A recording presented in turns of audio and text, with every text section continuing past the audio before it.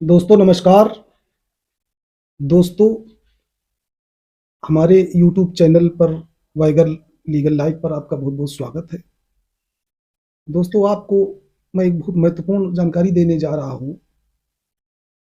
मामला ये है कि यदि कोई व्यक्ति अगर आपके विरुद्ध कोई फर्जी एफआईआर लिखाता है जिसमें कोई सत्यता नहीं है और उस लिखाई हुई एफआईआर के आधार पर विवेचक से मिलकर उत्कोच देकर या किसी सिफारिश के माध्यम से वो आपकी गिरफ्तारी कराना चाहता है, तो आप उस प्रोसीडिंग से, उस कार्रवाई से या गिरफ्तार होने से कैसे बचें। दोस्तों, यदि कोई व्यक्ति इस तरीके का आपके साथ करता है तो आप सबसे पहले एक पुलिस अधीक्षक को रजिस्टर्ड पोस्ट से एप्लीकेशन भेजिए। ये मामला फर्जी है, जिसमें कोई सत्यता नहीं है। और ये पोस्ट करने के बाद आप पुलिस के सामने मत जाना।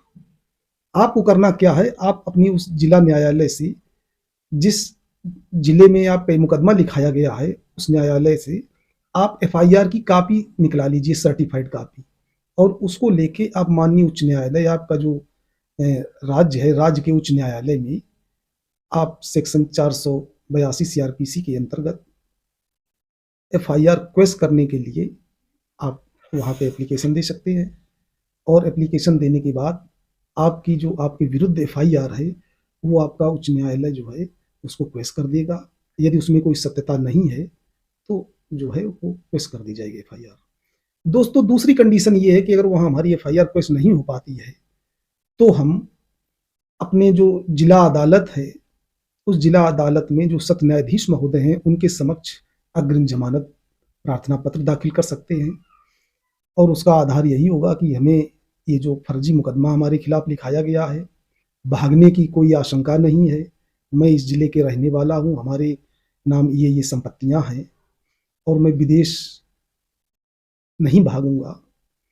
इस तरीके से आप इन तथ्यों को मेंशन करके वहां पे आप अग्रिम जमानत प्रार्थना पत्र देंगे। और जिस थाने में एफआईआर लिखाई गई है, विवेचक से उसकी कमेंट्स मंगाई जाएगी।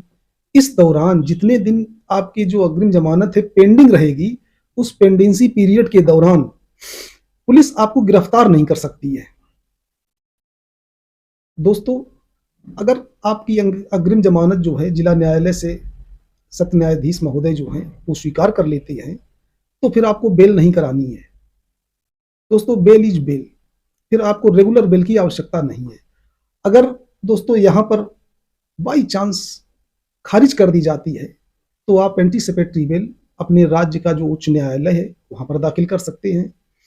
और मामला यदि फर्जी है, उसमें कोई सत्यता नहीं है, तो मुझे आशा ही नहीं पूर्ण विश्वास है कि जो आपका उच्च न्यायालय है वहां पर न्याय होता है और आपको एंटीसिपेटरी बेल अलाउड हो जाएगी और आपको जेल जाने, पुलिस की गिरफ्तारी से आप बच जाएंगे और विचारण में आपको पूरा सहयोग करना पड़ेगा। अब जब चूंकि मामला फर्जी ही है तो आप उसमें बाइज्जत बरी होंगे, दोष मुक्त होंगे। और इसी के साथ नमस्कार।